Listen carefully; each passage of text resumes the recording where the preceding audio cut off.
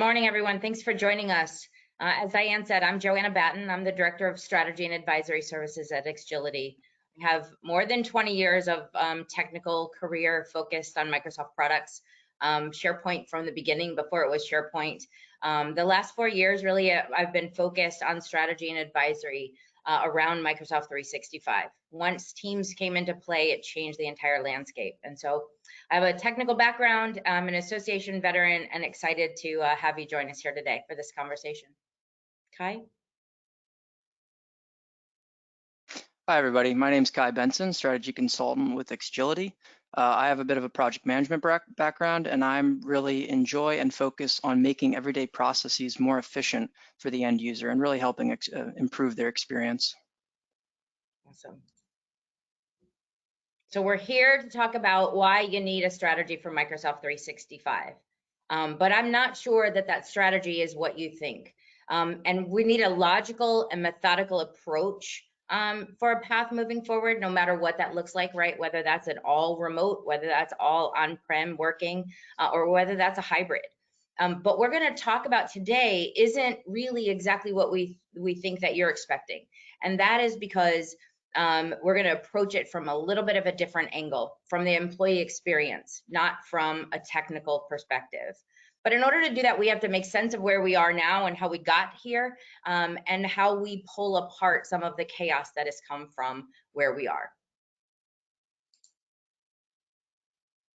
So where have we been? A year ago, 13 months ago, with the lockdown orders, the first thing that we as organizations focused on is communication of our staff, right?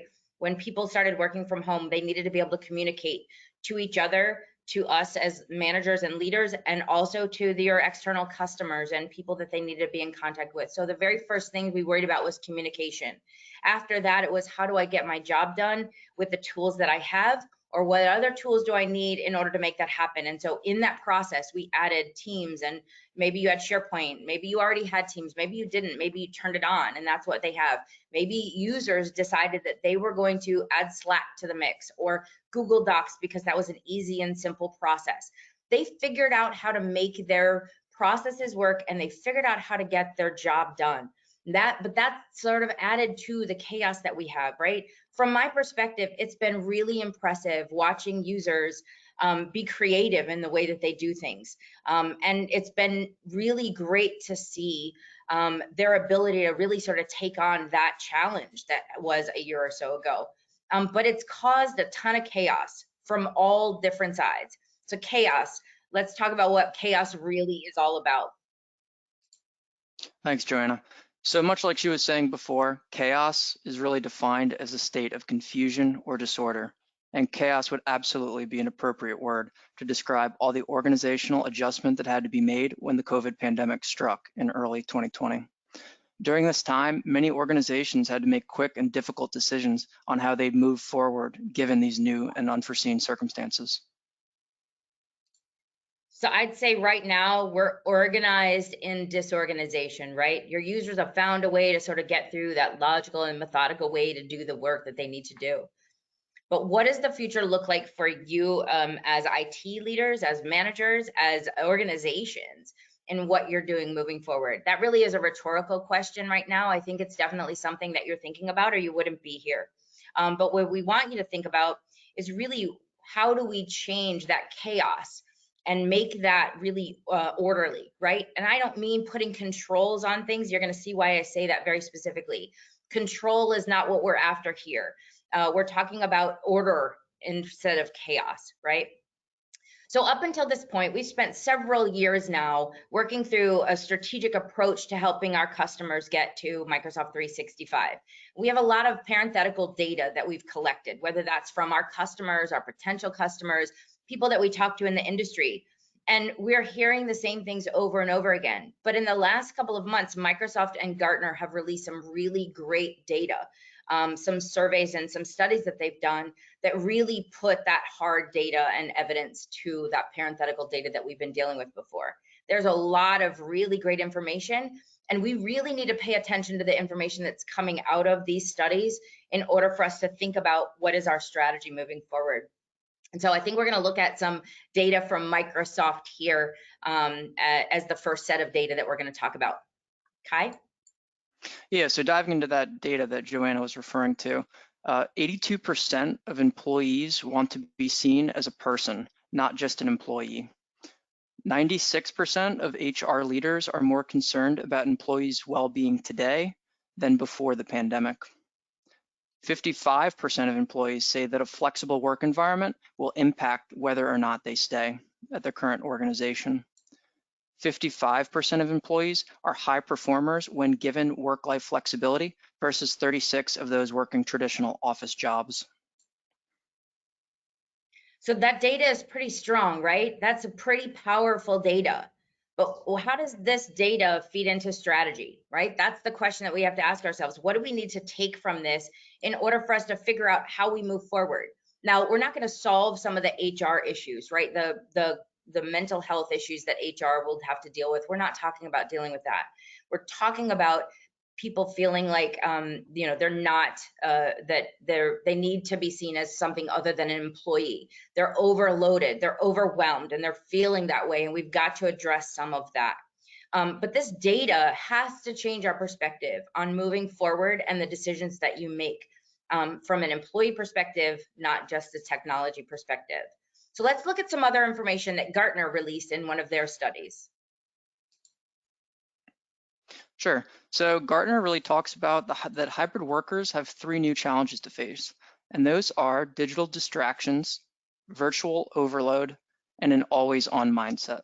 So for digital distractions, employees in the hybrid world are 2.54 times more likely to experience digital distractions than employees in the on-site world.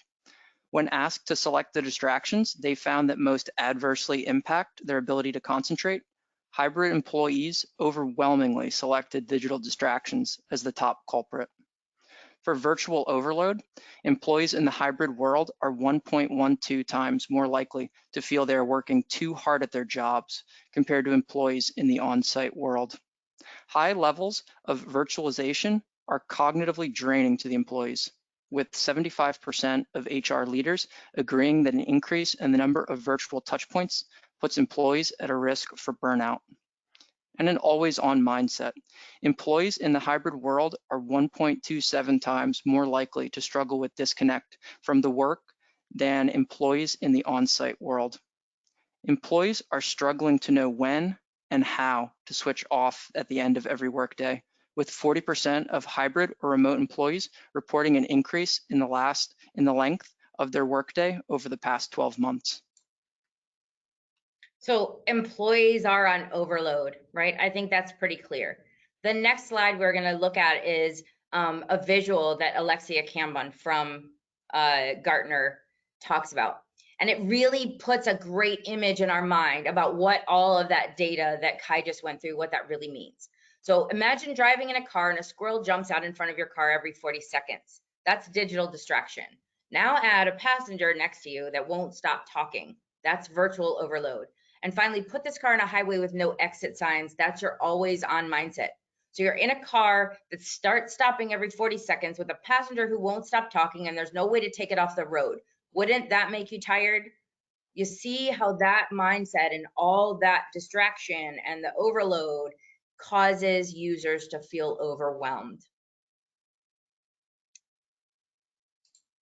Speaking of tired, employees and IT are tired.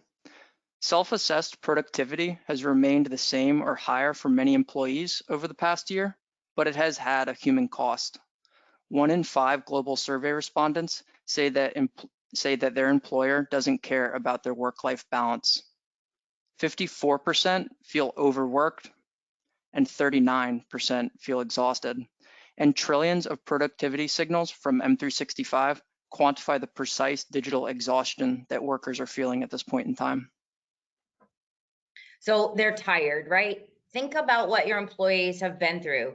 That quick change we talked about earlier, all of the different processes that they have to do. Where Jane on one side uses Zoom for her meetings, and somebody else on the other end uses Teams, and somebody else uses GoToMeeting. And you've got all of these different applications that do the same thing. Do I use chat to share a file? Do I use Teams to share a file?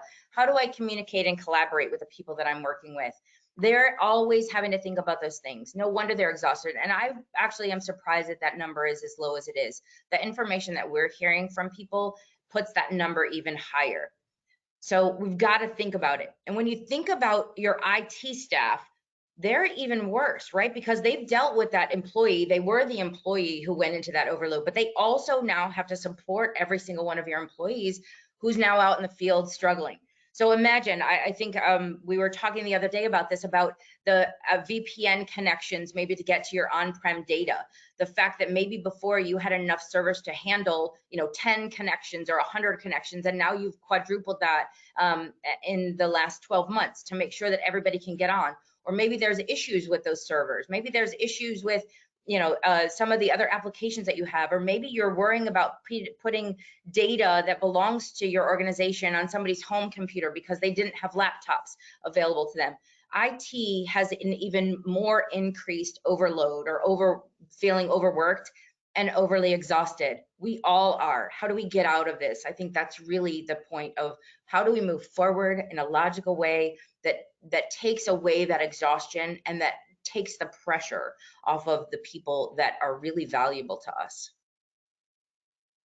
But I think the other piece of data that's really important that came out of some of these studies, and this is in some ways a little difficult to talk about, because one of the studies talked about 61% of leaders say that they're thriving right now in this environment. That's 23 points higher than people without decision-making authority. Do you see that disconnect?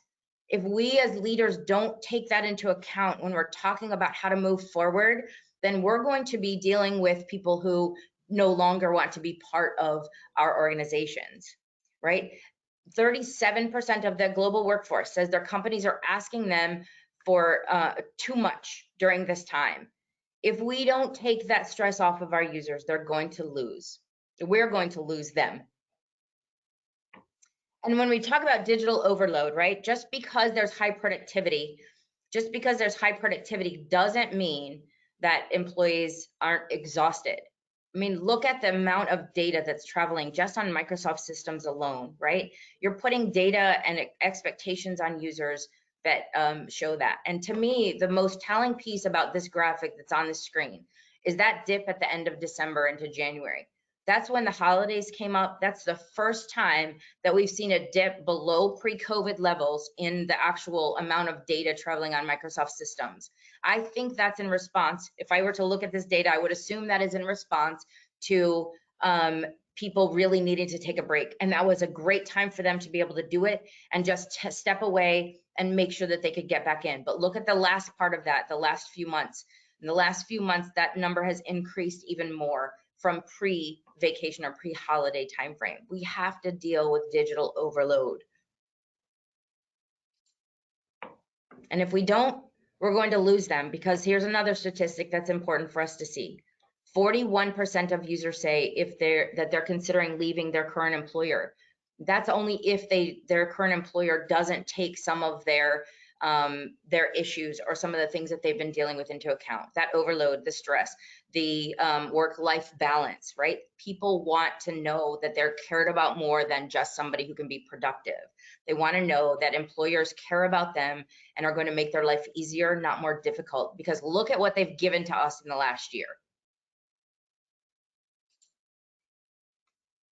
So originally when we said, right, we're going to talk about a Microsoft 365 strategy, but it's not what you think. I think it's important for us to say it's about the employee experience. Your strategy should be focused on the employee experience, not on technical solutions. And so you see what we meant when we said that. We have to deal with the data. We have to deal with the facts and the figures that Microsoft and Gartner are able to provide us now that we didn't have before. And we can't throw technology at it like we did a year ago. I know that's a difficult conversation to have and a different way of thinking, but everything that we're seeing as part of working with customers and as part of the information that we have gone through and gathered from Microsoft and Gartner and others is really showing us that we have to focus on employees. And so how do we do that? We're going to give you a few steps here about a strategic approach to make sure that you're focusing on your users, not necessarily on the technology. And the first one is they need guidance and guardrails. What do we mean by that? We mean defining the tools that you want them to use. And a lot of times when we talk to customers, this seems like a very tiny piece of a process that we've worked through over the last several years. But it actually has the most significant impact on moving forward and helping in every other way. And what do I mean by defining the tools? If you want users to not have to think for themselves how you expect them to use it, then you have to define what the tools are supposed to be used for. So very specifically saying things like, and coming up with definitions that specifically say what your intention is. OneDrive for Business should be used for personal files. Maybe it's to replace a current file share or personal share that they have. Write that into the definition, put that in place. Define the tools. Teams should be used for collaboration, internal and maybe external collaboration. And SharePoint maybe is used for consumption and dissemination of information, no longer using it for collaboration, right? Because we have tools that can do multiple things. And if a user is used to using OneDrive or used to using Google Docs or used to using something else, they're going to go with what's familiar to them unless you tell them what to do. A year ago, I wasn't talking in these terms. Before COVID, I was talking in terms of we need to give them flexibility and we need to help them and be, put some guidance around it, but not tell them what to do. And in this case, we need to move into a more structured way of helping users understand what your intention is. And to be intentional about that, communicate what those expectations are, even if it's that reiterating communication, email, messaging, whatever that might be, over and over again, so that they understand what your intention is with the applications. And again, do that with intention. That's the next one is, in fact, actually, I want to talk about guidance and guardrails first real quick, because we have in the guardrails and the guidance, people went to the easy things, right? That leads into the third-party applications. There's a reason why people have third-party applications in existence. And I would bet that you probably have more third-party applications mixed into the work that your users are doing than you're even aware of, right? Because you have no insight into that. I could be using Google Docs outside of your network if I'm working from home and you'd never know it. That's a dangerous place for your intellectual property as an organization to be. You don't want that. You don't want that information somewhere else. So we have to deal with third-party applications. But why did users go to third-party applications? They went there because it made it easier for them to do the work that they needed to do. So maybe they were familiar with Zoom. Maybe they were familiar with Google Docs before. Remember, we said they went into very quick reaction mode. And what was easy for them and what took that stress off of them was dealing with a tool that they were comfortable with. And so they went to third parties. I would say the number of third-party applications that we're seeing now inside of organizations has doubled or tripled since COVID happened or since the lockdowns happened. So we have to be able to address that. And how do we do that? One way that we do that is we make sure that they understand that the features and functionality that are inside of Microsoft 365 are also available inside of Microsoft 365 that are also available in those third parties. There's no longer a need for those tools. Google Docs, you have to authenticate there. Okay, you have to authenticate into the 365 environment. But the same features and functionality that are available in those other tools are actually a lot easier inside of 365. But that comes with education. That comes with helping them to see it. It comes with demonstrating that and getting people to start to use the tools with the intention that you have for them, right? That's the first bullet that we address there. So intention, and then help them to understand and see the features and functionality of those of the new tools, and help them to understand that your intention is for them to move their processes out of those third-party applications, right? They didn't get there because they were trying to circumvent something. It was circumstantial. It made it a lot easier. So the next one is guest access, and that goes and really ties into those third-party applications. A year ago also, we were trying to encourage customers to take on the new tools themselves before they invited guests in, because then that meant that they were also teaching their customers how to use new tools that they weren't necessarily familiar with. But look what we've got, right? Everybody quickly figured out how to use a tool if it was presented to them. And so we're in that situation. The other thing is third-party applications have given users features and functionality that we have to account for in 365.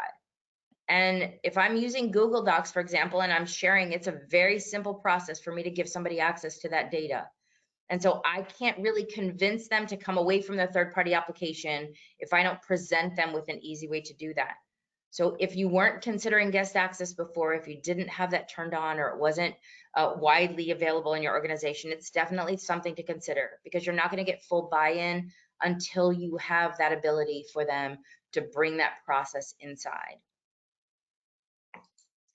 And when we talk about consistent processes, right, all of these things sort of lead one into the other and feed off of each other. We are not talking about making things, you dictating how users should do their processes. We're talking about adding consistency, which removes the stress, right? So don't tell them how to do something, but give them guidance. So if you've defined Teams as a collaboration space, show them how they can take their processes that might be used in a SharePoint environment now and easily move them into Teams, and also give them added features and functionality that will help them to be able to be more productive and communicative with their team or with their vendors or with others in the organization, how they can see chats and conversations and team conversations at the same time. They don't need to go somewhere else in order to do that. I can tell you that just in the last couple of weeks, I had a personal experience where somebody said to me, you know, JoAnna, I really don't like Teams. And I said, interesting, right? Because to me, Teams is a very easy application to understand. But as we dug into that process, and as I had her show me what she was talking about, somebody had said, we're going to use Teams, but didn't give any guidance and didn't help the people, this person, to deal with it. And so what was she left to do? They had chat conversations going on that were a group of people. They also had created a team that was a team environment that included that same people, but they weren't using conversations in the team. They were using the chat conversation. And then randomly a person was sharing a document in the chat conversation and people couldn't find it in the team. So everybody was confused about where to find the files. That's number one. The second thing they did was they added the SharePoint backend as a tab. Now, if you don't know what I'm talking about there, go take a look at it. I don't like to go there, but this is a really important point to make. They added a SharePoint backend as a tab in the team. And I said, well, why are you going to SharePoint? And she said, well, just because that's what I was told to do. I was told I needed to go to SharePoint. And so I said, well, take me there. It was the back end of the Teams environment. It was a SharePoint environment. And I said, why are you going there? And the links on the right-hand side was a link to Google Docs. So they were using Teams in chat without the context of the team itself and the grouping and the security that is there. They were using SharePoint because they wanted to add a link to Google Docs to go and get Google Docs. And then the other thing that happened was some confusion about where their files existed. Their files existed in Teams, but nobody could find them. And so I say this on purpose, and this is sort of an it's really what happened, but it's an exaggerated version of what we see on a much smaller scale every single day. And that is, people are going to use a tool in whatever way they can figure out how to use it, unless you help them to make it easier for them. So when I say encourage consistent processes, that's really what I mean. Help them to see the value, but help them to take their processes in their mind and map that to a process that would work for them using the tools that you want them to use. Hopefully that makes sense. We might have questions about that at the end. That's okay. And then the very last thing is that from there, once you've defined the tools, right? Once you've told people how you expect them to use the tools, and once you bring all of your data back in from third-party applications, because they're way out there, you enable guest access, you have consistent and, you've got consistent and thoughtful processes on where they belong.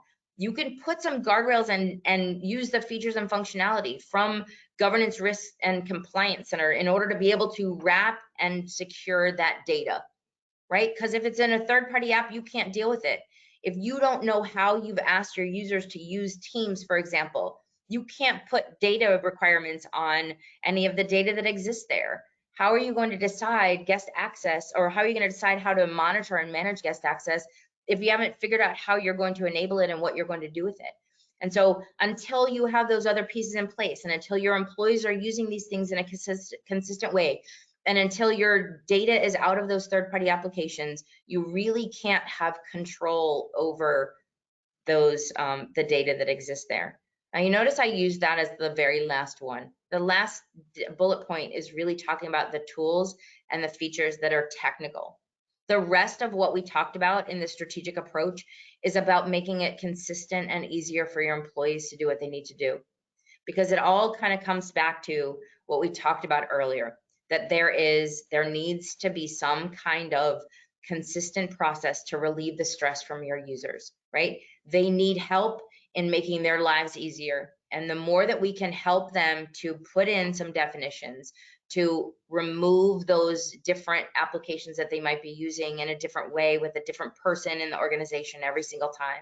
And once we give them access for that guest access, then it makes it easier for us to be able to manage that. Not control it, manage it.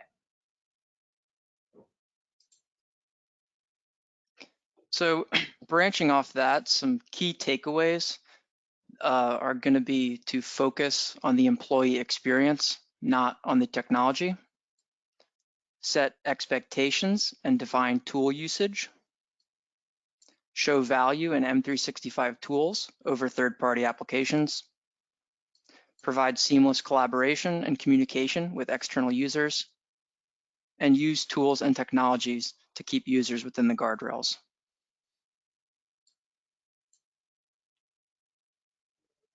Awesome.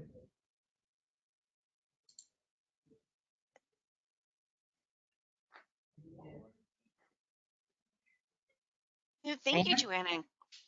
Right. So thank you, JoAnna and Kai. Those insights were really informative, especially as we prepare for the future. Really making sure our employees can thrive with the right structure, consistency, connected apps going forward. So we're going to go ahead and start answering the questions that we received during the webinar.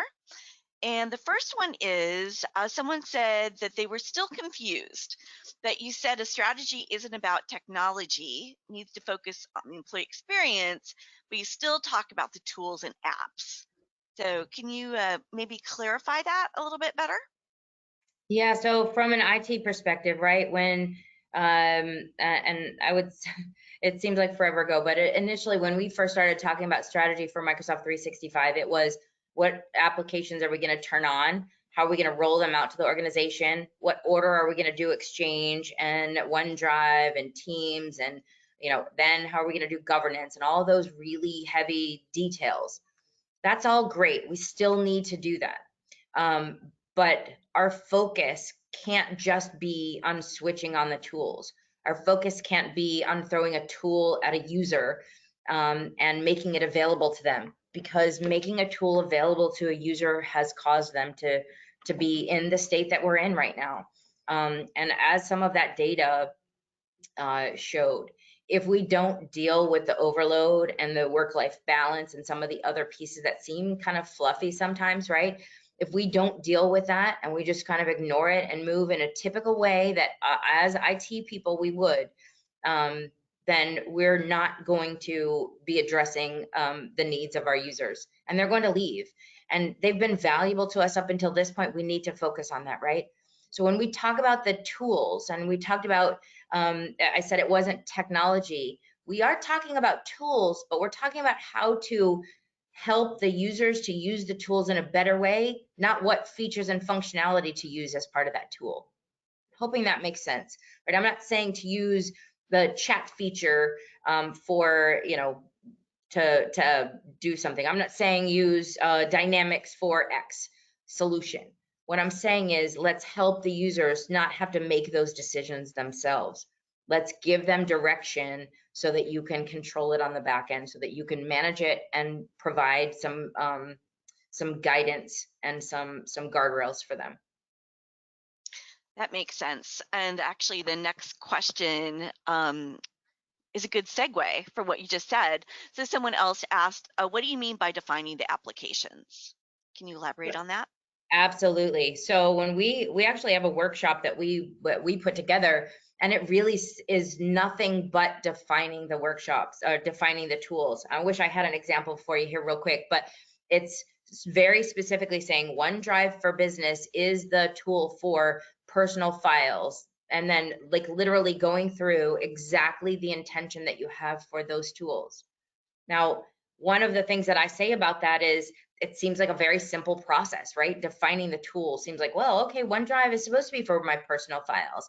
Teams is okay, it's collaboration. Until you sit down and actually try to write that definition, it seems simple.